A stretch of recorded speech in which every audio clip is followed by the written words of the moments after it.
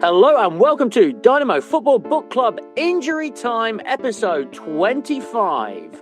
Today we start our countdown to the World Cup with our 1930s World Cup draft. My name's Al Bond and I'm joined by my co-host Johnny Coughlin, more handsome than Heathcliff. Johnny, how are you? I'm great, Al, and I'm excited about our World Cup countdown. How are you doing? Yeah, I'm very well, thank you, Johnny. And I too am excited to our World Cup countdown. Like, at last, England's going to end their 60-year wait, aren't they, Johnny? Right? Don't you think? This is our year. It scares me so much.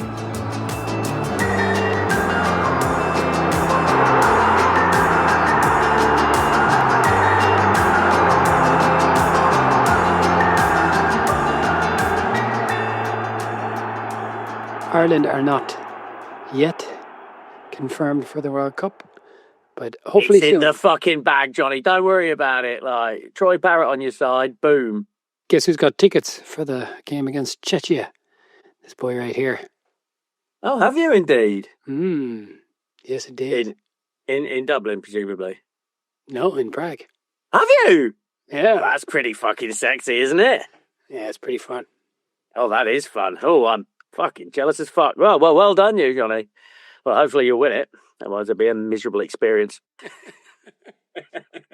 That's the thing with football, isn't it? All the away days, it's like all the Forest were like, oh, we're going to Prague and we're going to Portugal. And then everyone was like, we just wanted to fight with police apparently the way back because Forest played so badly, which has become a theme. Anyway, so this week we are doing our by-the-side of players who played in any of the 1930s World Cups.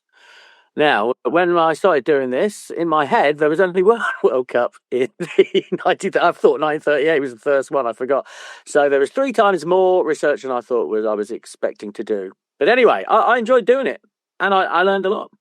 Yes, you are Dynamo Football Book Club's answer to Jonathan Wilson. Watch out, Wilson. Yeah, well, as I was saying to you before, Johnny, yeah, I read like up to 5 different Wikipedia pages in doing research here, so no stone was left unturned. Shall we talk about the World Cups themselves, or should we just get straight into the draft? All right, well, I've got a few World Cup facts. I'll just kick off with that. So the very first World Cup was in 1930, and that was in Uruguay. You know why Uruguay hosted the first ever World Cup, Johnny? Because they won the Olympics in 1928. Absolutely right. I had no idea. How about that? I had no idea either. Yeah, the 1930 final was the only one between 2 Spanish-speaking countries and the only one between 2 South American sides. That's exciting. Yeah. And before the World Cup, 2 months only before the World Cup, there was going to be no European teams at all. So not so much a World Cup, but old Jules Rimet got involved and managed to get Belgium, France, Yugoslavia and Romania into the mix. Romania? Oh, well, I'm glad you said Romania, Johnny, because the Romania squad was selected by King Carol II of Romania. He persuaded them to do it and selected the squad. That's fun. There was going to be an African representative at the World Cup, Egypt, but they missed their ship. So there's your 1930s for you. I've got 2. Yep, I've got 2 more fun facts. In the final, they played with 2 different balls, one selected by Uruguay and one selected by Argentina. They alternated by the halves. And my last fun fact about the 1930 World Cup, both the semi-finals finished 6-1. How about that? Yeah, that is fun, isn't it? Yeah, it is. All right, well, moving on. And of course it was won by... Uruguay. Well done, Uruguay. Yes. The 1934 World Cup, fact fans, was given to Italy. And the final was played at the stadium of the National Fascist Party. There's no need to draw parallels between the modern time. There's no parallels at all. None whatsoever. The 1944 World Cup was a straight knockout. Went to extra time, and if that wasn't decided, it was decided by a replay. And the champions, Uruguay, boycotted the World Cup because apparently European nations had boycotted the World Cup previously. So that was a weird way to do it, but there you go. They shot themselves in the foot a bit there, I'd say, did they? Yeah, I would say they did. So they weren't able to defend their crown. And the 1934 World Cup was won by the hosts, Italy again. Yay! Home for Uruguay, Uruguay win. Home for Italy, Italy win. And the 1938 World Cup, do you know where that was held, Johnny? I feel like Switzerland. France. Again, Uruguay and Argentina boycotted the World Cup, and this was in response to a very controversial Peru versus Austria Olympic game, where 3 goals were disallowed for Peru, but still won. It was very weird. Spain were going to be involved, but they had a civil war to get in, and Austria qualified, but didn't turn up. Why not? God, you lazy bastards! Oh, that's the one. Yeah, that's the one. They'd been invaded by Germany, and the Austria national team disappeared. Anyway, so that's my quick history of the 30s World Cup. Basically, all you need to know. It is more than I knew. Honestly, it was so much more than I knew. But anyway, so we are going to choose a 5-a-side team of players who played at one of those World Cups, and then let AI decide. And let's just hope AI knows more about 1930s World Cup football than we do, Johnny. Well, I was asking who was the best goalkeeper of the era, and they gave me the name of this particular goalkeeper. And I was like, okay, he sounds amazing. Unfortunately, he never played in the World Cup. I was like, oh, that's a shame. And then I was reading a different article later on, and it mentioned the same goalkeeper playing in the World Cup. Turns out sometimes ChatGPT is wrong. I suspect I know who that keeper is, because he was absolutely the number one keeper of the 1930s, wasn't he? And I believe Bobby's granddad. So, yeah, let's see. Very, very nice, Alistair. Okay, I was wondering, how do you want to do this? We're picking from the same pool of players. Do you want to go position by position, or do you want to just go whatever? No, I just think take it in turns and just get him off as you go, yeah. Okay, all right. Do you have a coin? I don't. Indeed I do. Quite a dollar. Gladiators, ready!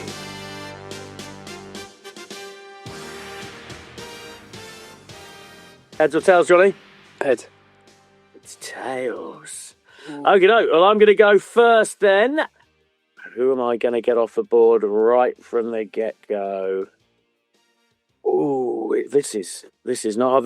There really is some pretty delicious choices, but I'm going to go for, I think, the most interesting player. I'm going for a midfielder.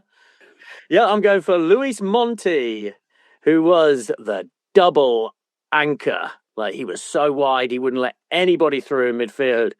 But what was particularly interesting about Luis Monti? Well, he played in 2 World Cup finals, right? But that's pretty good, isn't it? That's good. Well done, him. Yeah, must be. I could think of others who've done that. Not off the top of my head. Pele, let's say Pele. But yes, he has played in 2 World Cup finals. But wait. Oh, well done. What? Oh. So in 1930, he lost with Argentina to Uruguay. And he thought, well, fuck that. I'll switch over. And then in 1934, he won the World Cup with Italy. That's crazy, isn't it? He was also, I'd never heard this expression before, but it's a Portuguese and Italian expression. He was an Oriundi, an immigrant in the country of his ancestry. So he was from an Italian family born in Argentina, and then he returned to Italy, and he was an Oriundi, and that's how he got Italian citizenship and qualified to play for the Italian football team. Yeah, an absolute beast of a midfielder apparently at the time. Yeah, that's it. 2 World Cups. I wish Declan Rice had done something like that, Johnny. I wish there was still he actually got Ireland to a tournament or something. Then just before the tournament switched to England, just to double down the Rice effect. That would have been funny, wouldn't it? But yep, okay. So I've picked a midfielder, Luis Monti. Johnny, your first pick. Okay, well I'm sticking with Italy, and I'm going for El Genio. Do you know what El Genio means in Italian? Have a guess. Oh God, is it the genius? Il Bulila. His other name. Oh, this is one I would have picked otherwise. Yeah. Oh, I think this is probably a better pick. Yeah, go on then. Il Genio, the genius, Who is Yeah, that, Johnny? the genius, exactly. Well, it's the Stadio Giuseppe Miezza is named after this player. His name is Giuseppe Miezza. Oh! Do you know where the Stadio Giuseppe Miezza is? It's the San Siro. It's the San Siro. It would be very disappointing to have something named after you and have no one ever referred to it by that name. San Siro is the area of Milan where that stadium is. So it's like the Almond Stadium is in Wandsworth. You come into the Wandsworth Stadium, it would be effectively like that, you know? I'll still take it, folks. If somebody wants to name a stadium after me, that's all right. You can. But yeah, the reason I picked him is this quote by Italian wine critic and anarchist Luigi Veronelli. Who am I to question Luigi's words, but they're good words. I also saw Pele playing. He did not achieve Miezza's elegant style of playing. One day at the arena, I witnessed him doing something astonishing. He stopped the ball with a bicycle kick, elevating himself 2 meters from the ground. Then he landed with the ball glued at his foot, controlling it, dribbled over an astonished defender, and then went on scoring a goal, one of his hallmark shots. Sardonic, weird, and accurate to the millimeter. Yes, here's a man who can not only do a bicycle kick, but can control the ball with a bicycle kick. Have you ever seen that, Al? I haven't seen that. Defying gravity, apparently. I mean, like, absolutely insane thing to say. Of course, you can't control a ball with I mean, come on. Anyway. I just want to picture that in my head, like, so you fly up, but then your touch is so deft that the ball comes down with you. What, does he spin over and land on his feet as he's performing? Fuck off, Miazza. 33 goals for Italy in 53 games. Winner of the Golden Ball Player of the Tournament award in 1934 or 38. Failed to make a note there. Both. He captained Italy in 1938 and he played in every game in both World Cups. He scored, this was the other reason I wanted to pick him out. He scored a penalty in the semi-final in 1938 against Brazil, despite the fact that his shorts fell down as he was running out to kick the ball. Yes, that's absolutely spectacular. And he got three assists in the final. He played in two World Cup. He played in 2 World Cup finals in a row, unfortunately, just for the same team. But he did win both matches. Yeah, I've heard him described as potentially Italy's greatest ever player. And just for a club, 463 games, 270 goals for Italy, 53 games, 33 goals. Il Genio indeed. All right, well, I'm going to go for a striker, Johnny, and I'm going for Mozart. Or the paper man, Matthias Sindelar, the Austrian genius. Well, no, I'm going to pick another word. The Austrian maverick. I'm going to pick another word. The Austrian good player. He, 43 games, 26 goals. And this was like generally accepted as the most graceful, beautiful player in the 1930s. He didn't get to play in the 1938 World Cup because Germany invaded Austria. Anschluss. The Anschluss, that's right. But previous to that, Austria played Germany. He scored 2 goals in a 2-0 win and celebrated extravagantly in front of senior Nazi dignitaries. Well done, him. He also starred in one of our recent drafts when I picked him and he defeated your team. I'm always paying attention and I remember that very, very clearly. Yes, Matthias Sindelar. All right. He refused to play for Germany, and here we go. Him and his wife were found dead in their flat in 1939. Some claim suicide due to the occupation of Austria, and some claim murder from the occupying German force. And some people claim a faulty chimney. But there's no coincidences like that. The man's a hero. Yeah, the paper man, the Mozart of football. Okay, Al, that is a lovely pick. I want my team all to be capable of doing and be associated with the bicycle kick. I'm going for Leonidas. That's right. Not the Spartan, star of 300, but top scorer in the 1938 World Cup with 7 goals. The Brazilian, known as the Black Diamond. He couldn't be a black player before the 90s without having a name like that, it seems. but also known as the Rubber Man as a result of his agility. Score of 310 career goals in 251 games. And he was in the 1938 All-Star team. That name again is Leonidas from the Brazilian team in 1938. And a trailblazer, a black player in Brazil in the 1930s. So he's right in there. He's playing up front for me. So I'm going to get Giuseppe Meazza to bicycle kick control it. And then to pass it to Leonidas to bicycle kick it into the net. They both invented the bicycle kick. But how could that be when famously it was Doug Ellis, Aston Villa chairman? Oh, so confusing. Right. Ooh. Okay. All right. Well, I'm going for. Well, someone's got to shackle these lads. Okay, I'm going for.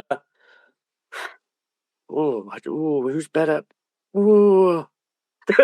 Genuinely, I don't know who to pick it. I'm going for Jose Nasazzi, the El Grande Mariscal, the Great Marshal, the first captain of Uruguay, the first person to lift aloft the World Cup trophy. He didn't actually lift aloft the trophy because he didn't have a trophy then.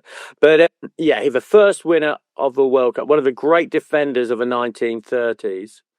And a fun thing, Johnny, do you know what Nasazzi's Baton is?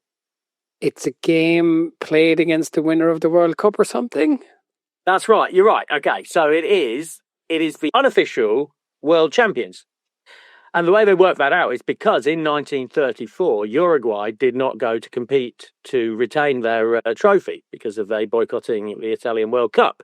So, Nasazzi's Baton goes on from that. So the first team to beat Uruguay after that point will then be the holder of the baton.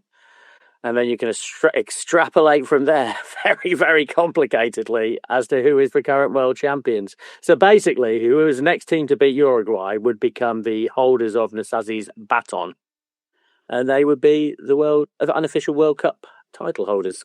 I wonder if you tracked that all the way back to that World Cup win, and and you didn't count any other World Cups and World Cup winners who that team would currently be. There is definitely people who've done it. Let's have a look. I'm going to Google it right now, Johnny. Okay, well, while you're doing that, I'll tell you my next player, and I'm gonna shackle this man down. The fourth best keeper in Europe in the 20th century, the fifth best goalkeeper of all of the 20th century, according to the International Federation of Football History and Stats. One of the greatest players of the 20th century. Do you know what the Ricardo Zamora Award is, Al? It's the Golden Gloves for La Liga, isn't it? The goalkeeper of the year in La Liga. And it's named after Ricardo Zamora. There was also a stadium named after him where Spain used to play, but that is no longer where they play. But yes, apparently he was very good. The keeper of this generation, according to ChatGPT. And barely played in any of the World Cups, played a couple of games. Boo, horrible choice, not in the spirit of the thing at all. Boo. I have another keeper and I'm glad I chose him because it's much more in keeping with it. You should be ashamed of yourself. Okie dokie. I now, Johnny, in exciting news, I now am aware of who are the current holders of the Nasazzi Baton. I think it would be fair to say, Johnny, if I gave you 100 guesses, you still wouldn't get it. Let me stop you. Is this for who beat the most recent World Cup winners or the actual going all the way back to that one? All the way back. Now that is fun. That is really fun. I'm going to say it's Costa Rica. Fucking hell, Johnny, I nearly shit myself. You nearly got it right, mate. You didn't nearly get it right. But when you started saying it, it sounded like you were going to get it right. Even more unlikely, I've given you a clue there, it sounded like you were getting... No, that's ridiculous. Kosovo are the current Nasazzi's Baton's very unofficial world champions at the moment. That is fun, isn't it? They won it from Sweden in September. That's lovely. I wonder did they know? Somebody should tell them. Someone should tell them. Well, let's call up Kosovo and let them know. Great news, Kos. I mean, what good goes on in Kosovo, man? It's a fucking party, man. Look at that. They were dancing in the streets of, what was it? Pristina, right? No, Podgorica? Fuck. Okay. They're dancing in the streets of Kosovo. Well done. Pristina, you were correct. Fucking come on, boy Lee. Yes! Podgorica says Montenegro. Oh my God, there's egg on my face. Lovely stuff. So good stuff. All right, so my next pick. Now I think this is my masterstroke, and this is going to get the AI thinking. Oh, I'm going for another defender, Johnny, and I'm going for El Maestro Divino, the divine master. Domingos de Guia, the Brazilian who played in the 1938 World Cup. This man was considered to be the first ever ball-playing centre-back. He wasn't a chopper. This lad could play football. Crucially, he already played with Nasazzi for Nacional, so they've got a connection there, brother. You better take that into account, AI. Play together, so there's going to be an understanding there. Lovely. He was apparently a mosquito killer before he became... How the fuck can you be a mosquito? One at a time? Yeah, and here's an incredible thing. So we talked about Pele not being allowed to leave Brazil. Well, Domingos Guia was playing in Uruguay with Nacional with Nasazzi for my brilliant centre-back partnership. And the only way he'd be eligible to play for Brazil in the 1934 World Cup is if he paid, at the time money, 45 million reais, which was £6 million. So for 1938, he moved back to Brazil so he could play for the World Cup. But the first ever real ball-playing player, like apparently an absolute genius, Domingos de Guia. Okay, well, I am going to go in midfield because I just liked reading about this fella, but he also made the... Hold on, let me check which World Cup he was on the team of the year for.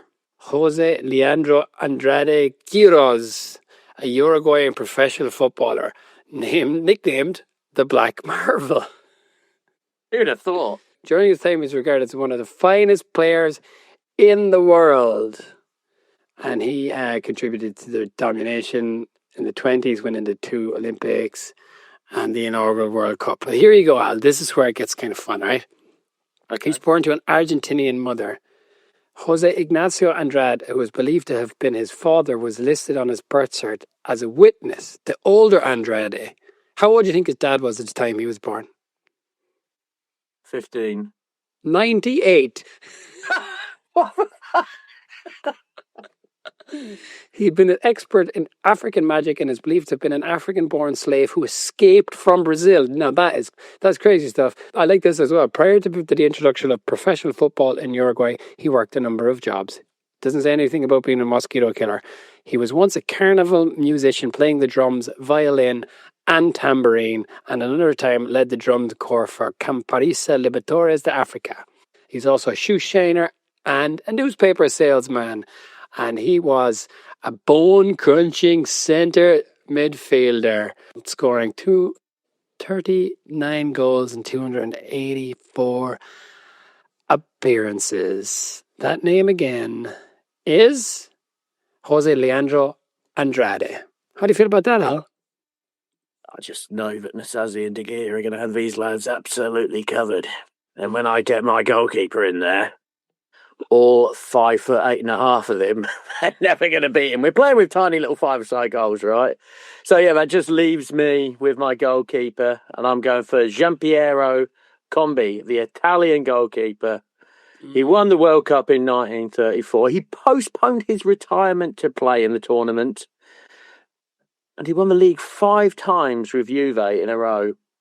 And I'll tell you what, just about every single player I picked went on to manage Juve at some point. Honestly, Juve's had a lot of managers. Like, it's wild. Yeah. Give me spell that for me again. Giampiero is Gianpiero, and Combi is Combi. Let me just...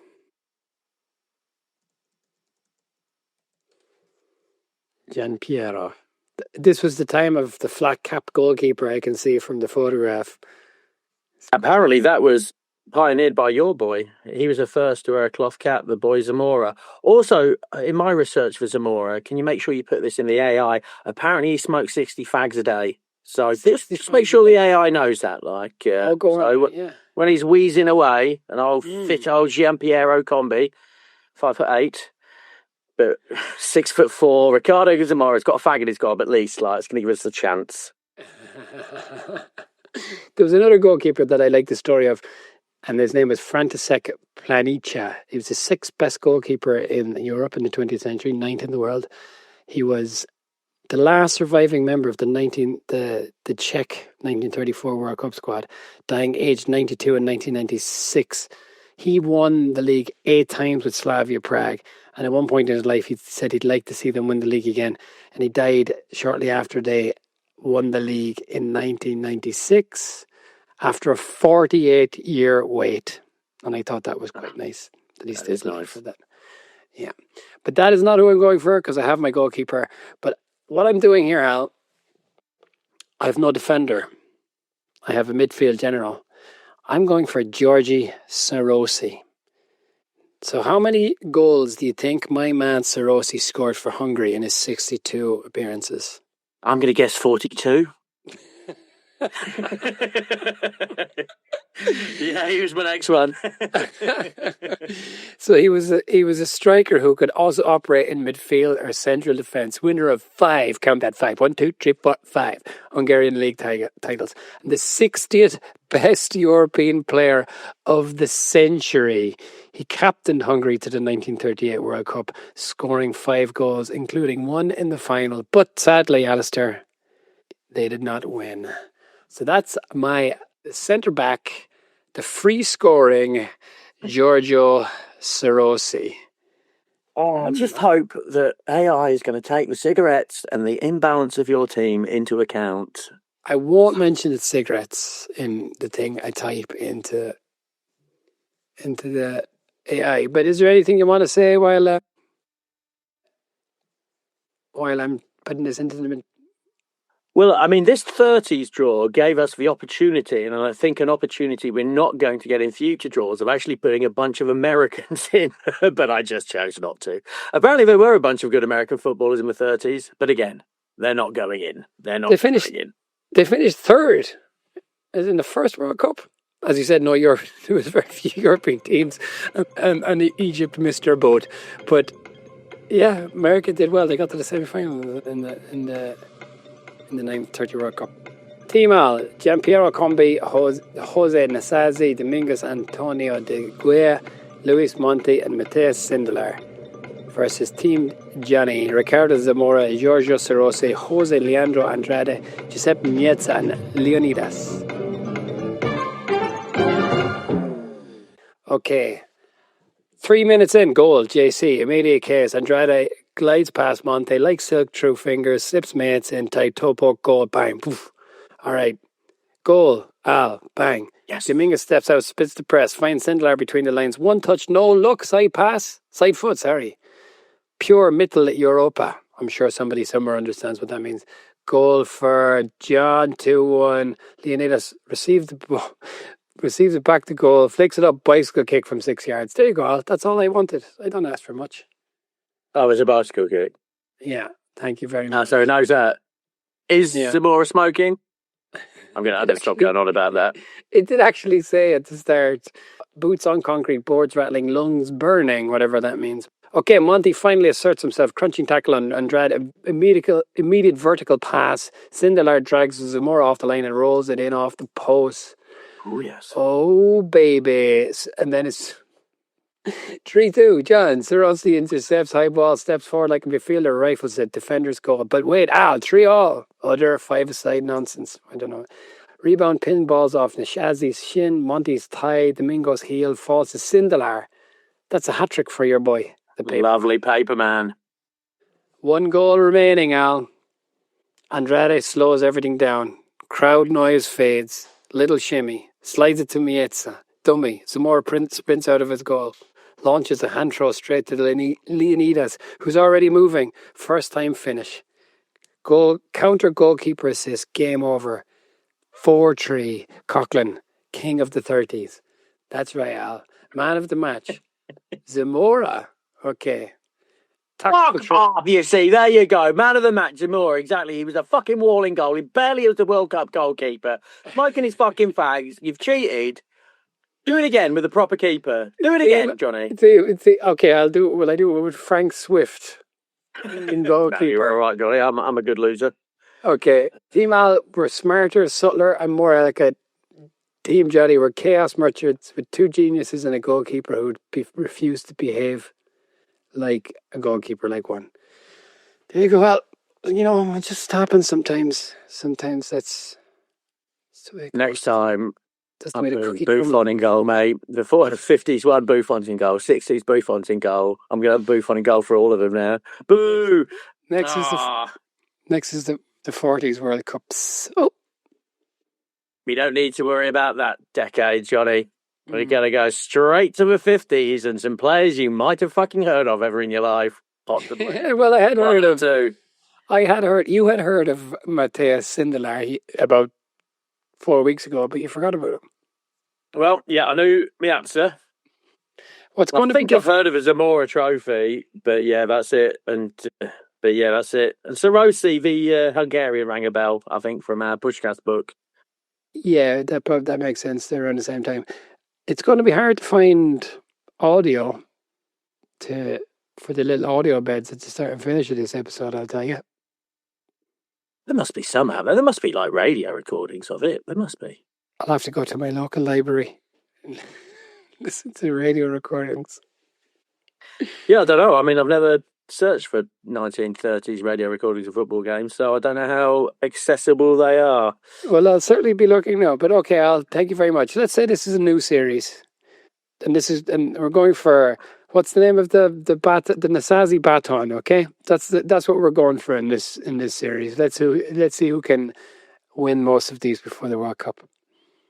Well, that's right. I mean, you won the game, Johnny, but I knew the capital of Kosovo, and frankly, I feel like the real winner here. Love Lister. That's the real quiz. Yeah.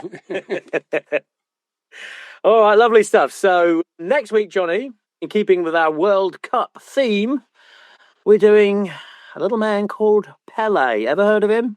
Yeah, him I've heard of. Yep. Only 6 hours of reading, folks, as opposed to my fear last week. It's not that bad. And then we'll be back the week after that with our 1950s World Cup draft, which genuinely, I'm really excited about. This was fun. This was fun to do. It was fun. All right, Al. All right, thank you very much for listening, folks.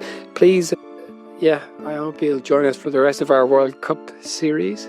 And a special thanks to my pal, Mario Bozer, who came to see me in the bar the other day. God bless you, Mario. Hello, mate. Fuck Wrexham. But other than that, lovely to meet you. Thanks for turning up, fella. Cheers. A big shout out to you and your lovely Mrs. May. Yeah, thanks, Mario. Thanks for listening.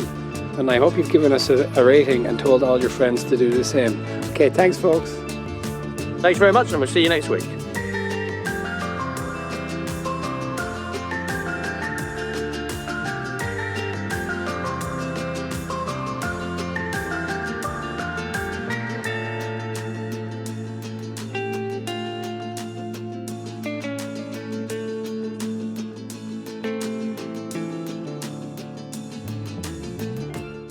Last question. Thank you very much indeed.